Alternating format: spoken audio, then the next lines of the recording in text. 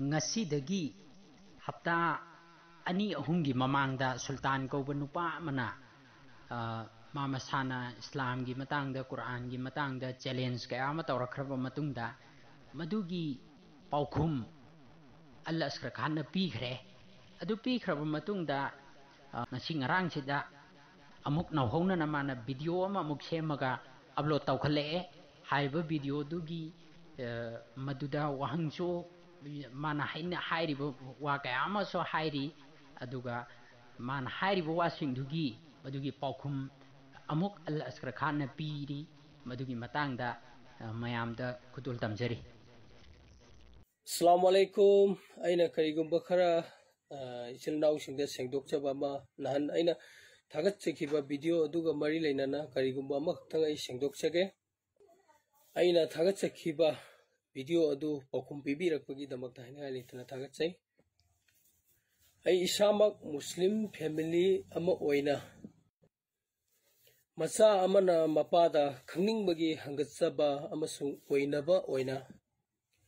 thamkhibani aigi video adu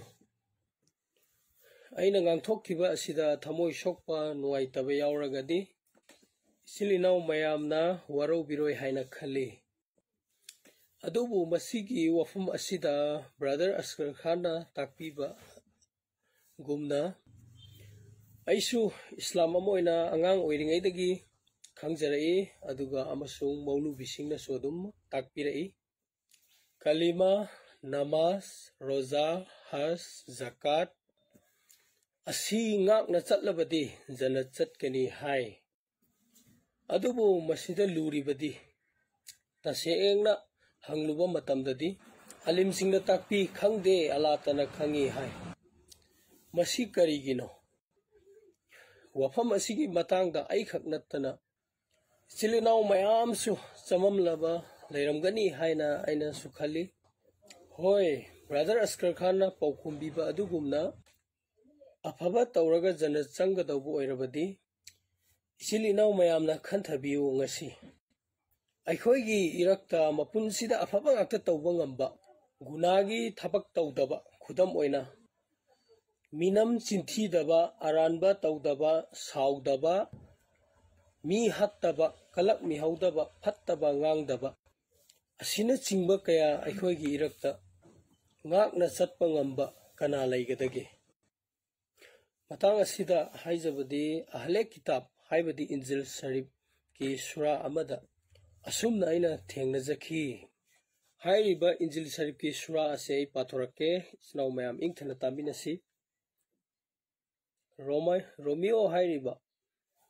Injil Sharif ki sura tara sura ahungi ayat tara asidagi aina pathorake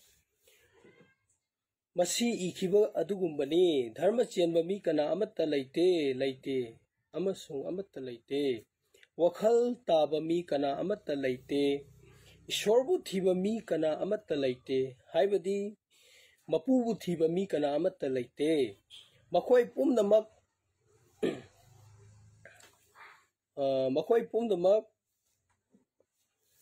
makhoi pumnamak mamai leithokre makhoi pumnamak kadaida kana daba oirakle makhoi pumnamak kana daba oirakle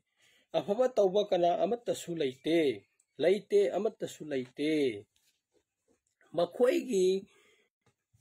makhoi khauridi hangdoklaba mongphamni makhoi maraina launam ngangi kharau singi huna makhoi chimbal makhada lei makhoi chindi sirap amasung akhabana thalli haibadi phattaba ngangba aduna haidi chimbal adu thalli haibani makhoi makhongna I tahannaba yangna cheli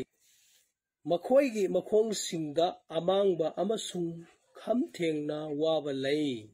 ingthabagi lambi makhoina khangde makhoigi mityangda khodabu kiba leite masina khangle mi kana amata afaba tawba ngamba leite maram aduna ai isa janat changba ngamloi haiba khangbana aingonda ingthaba punsi phangba ngamde ingthaba janat ki lambi thirakpada aina इंजिल शरीफ की आयत अमा अमुक थेंगनरमी इंजिल शरीफ के अदुदी अइना जानबीबा पामी इराट pot नते मरमदी अइना धर्म चेनबसिंबु कौबा लाकपा धर्म चेनबसिंबु कौबा लाकपा नते अदुबु गुनागार सिंबु पुकनिंग होंगन्नबा कौबा लाकपनी हाइबा आयत से अइना थेंगनजबनी अइना अदुम मखा ताना पथोकसके चोकथरबा अमसुंग पोलुम पुबसा अइगोंदा लाओ अइना नखोइबु पोथा हनबिगनी अइगी पोटपू नथक्ता थोंगतलो अमसुंग अइगोंदगी तमजौ मरमदी अइदी पुकनिंग तप्पी अमसुंग थमोइदा नोलुई अदुगा नखोइना नखोइगी थवाइगी दमक पोथाफम फंगनी थवाइगी दमक पोथाफम फंगनी मरमदी अइगी पोटपूदी लाई अमसुंग अइगी पोलुमदी यांगी हाइबसे अइना थेंगनजबनी आयत असि थेंगनबदगी अइगोंदा इंगथबा असेंगबा अदु फंखी अमुकसु अइना इंजिल शरीफतगी आयत अमा अमुक थेंगनरमी अइबु थाजबा मी अदुना लंबी अदुसु अचुंबा अदुसु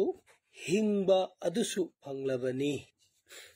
ईसा इस्लामगी मपान नत्तनदी हाइबदि अइगी इपान नत्तना हाइना ईसा इस्लामना हाइबी ईसा इस्लामगी मपान नत्तना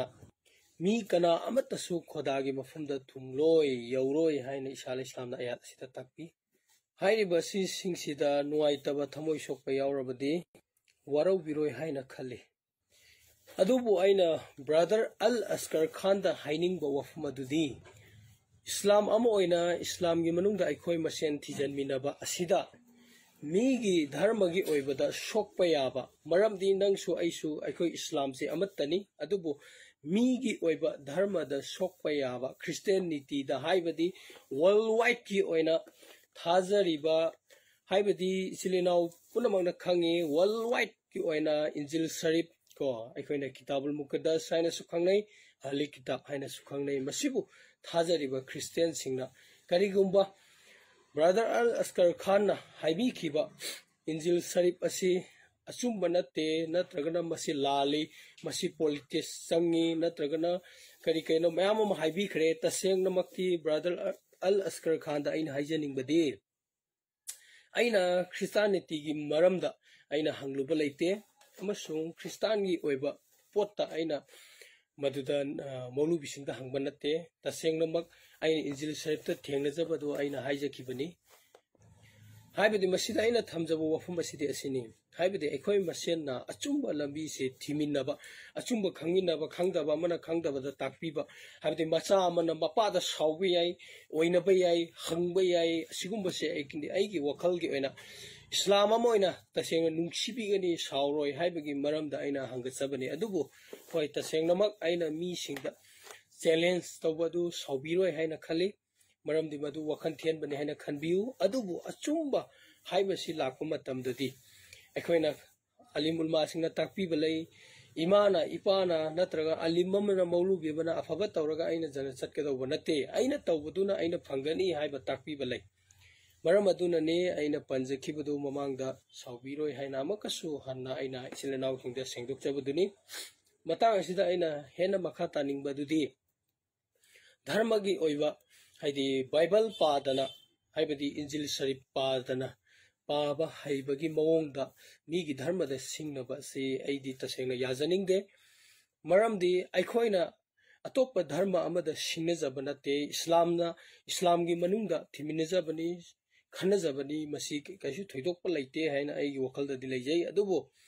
क्रिश्चियनिटी की वर्ल्ड वाइड की ओइना ईसा इस्लामबु प्रभु जीसु हाइना मखोइना थाजरिबा ईश्वर असे लाली मखोइना पाइरिबा बाइबल असे पॉलिटिक्स संगी मखोइना पाइरिबा तौरात असे चुमदे लाली हाइदना ब्रदर अल अस्कर खान ना हाइबी खिबदु तसेंगना हाइबदि अतोपा इसिल इनाउ सिंग को बाइबल बु थाजरिबा सिंगना ताखरगा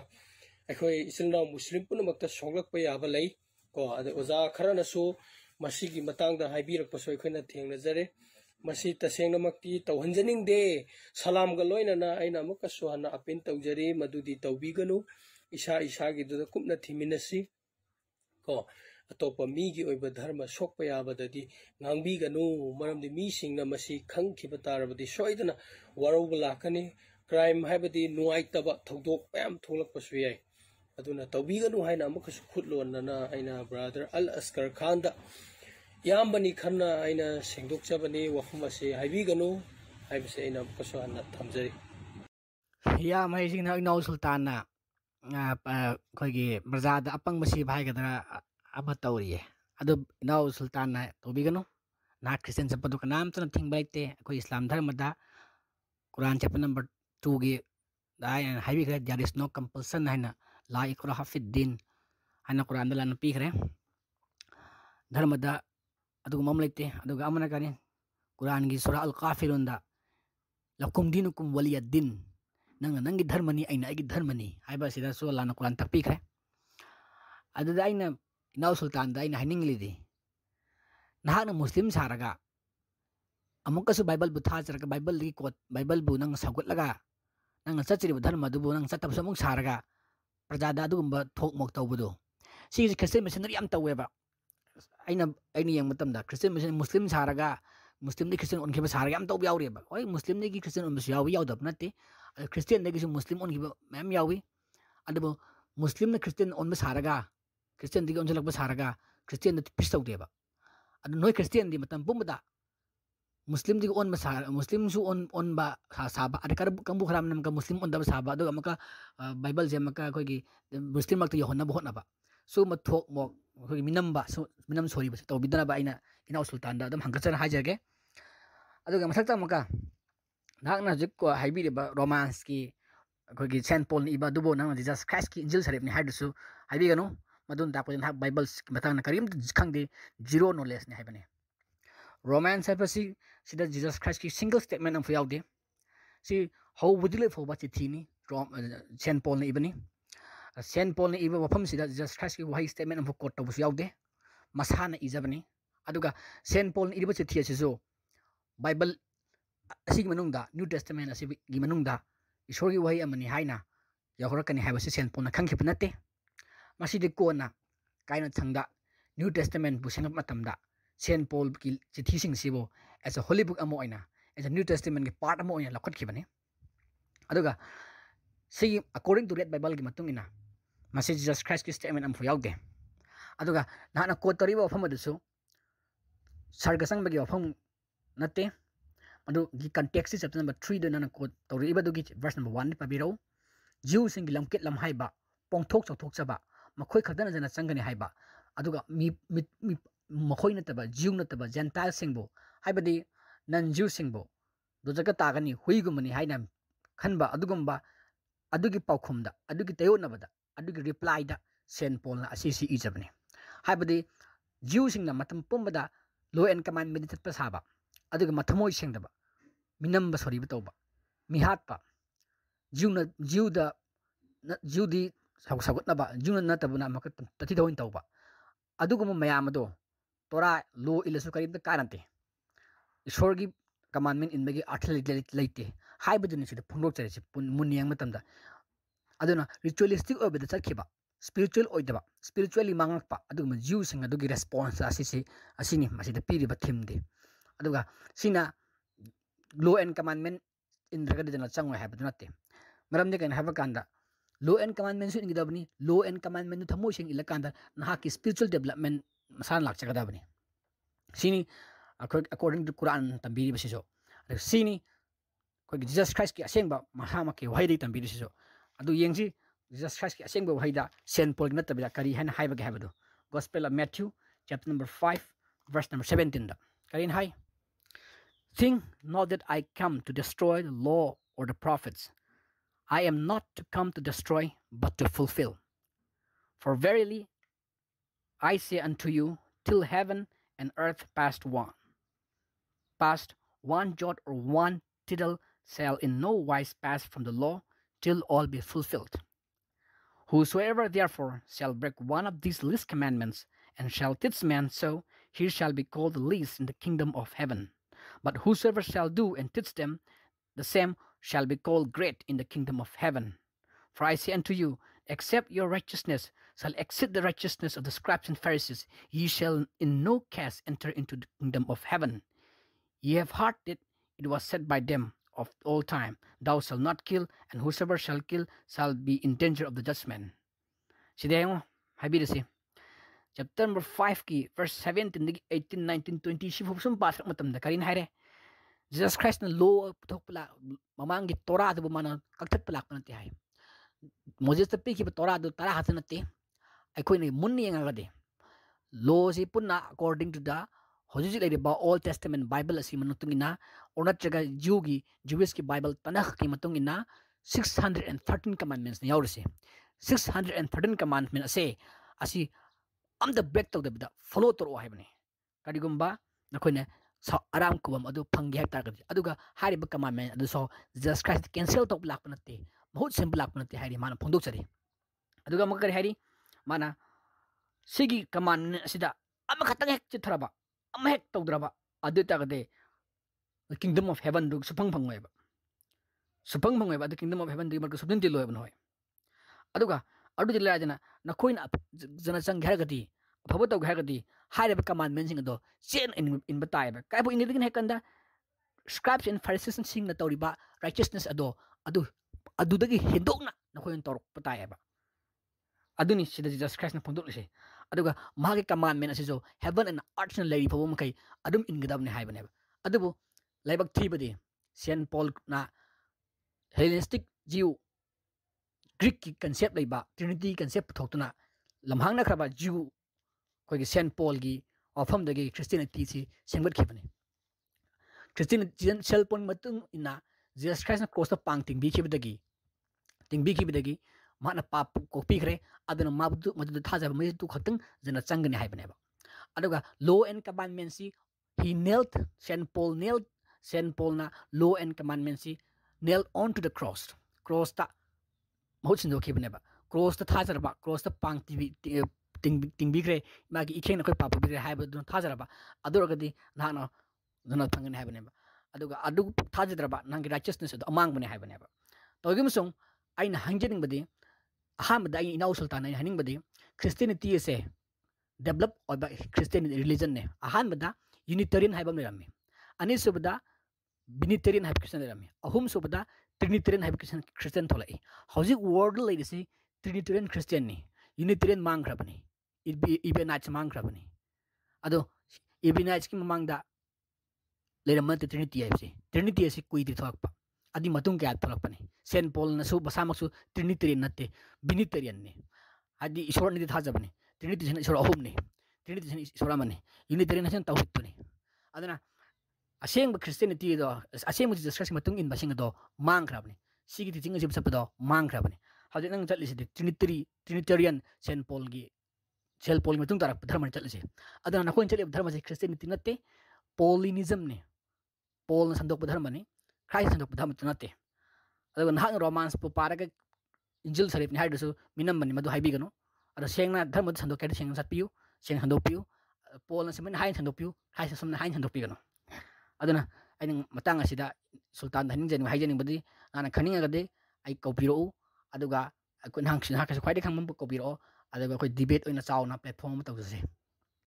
sultan gi ofam adagi aroi badaina masi ayat asiina khudol tamjage sura al baqara gi ayat chamang mapadasum hai larik phangraba sing manung dagi haibadi Jew amasung Christian sing manung dagi ayambana kanna ningjai makhoina nakhoibu haibadi muslim singbu thaja dabaromda halakpa ngamlabadi haina haibadi muslim allah bu thajara matungda nabi muhammad sallallahu alaihi wasallam thajara matungda amuk handana amang madalam hangna bada makhoigumna lamhangna ba punsinna ba moigumna lamhang bada punminna na ba galakna ba hain ningjai ba nakhoina thajaba oikhra matungda haibadi muslim sing thajaba oikhra matungda makhoi masagi nungdagi kalakpadagi madu to dugai ha kan muslim sing achum bada laikhre aduna makhoi kalak eba makhoi da achum badu ifong phong la matungda phawbada haibadi Christian Jew sing Christian Islam dharma se achum bani haina makhoi na phongna khangla basu Jesus Christ isor nati haibase moina phona phona khanglabasu miyo bana isor oibu yaro haibase moina phona phona khallabasu migi ina pap kokpi yaro haibase phona phona khallabasu khanglabasu Saint Paul asi tausinabani masi Jesus Christ disciple nati maga thengnaubus nati haina moina phona phona khanglabasu aduna ngakpiyo amasung usinbirunu makhoi maraldu haibada dan sumnam kaibiri bai khoida muslim khoida adugum lamhana khraba sultan khoigum basida ngakpiyo amasung usinbiruno makhoi gi maraldu Allah na magi thang ama torok trifoba haibadi azugum lamhangna ba kangbu jiwo muslim christian sing larik phangra makhoina muslim sing bu handuna chingthokna ba thajabadagi thajada baromda hannaba chingthoknari badugi matang da Allah na makhoi gi thang ama torok trifoba makhoi gi matang da Allah na thang ama torok trifoba bu usinbiruno ba ngakpi khoba taseng namak Allah de pot khuding maki mathakta ngambani tawning mudu tawba adana muslim sing kandu wasan birunu makhoi maramdi Allah na asigi matangda sura asida suna panbiri adana makhoi de makta achumba wayel Allah na heng phangani adu wayel adu sura maida ge chama 33 yaurabani sultan sa pabiri yeng biro si haraga reply asigi anisuba lusanjare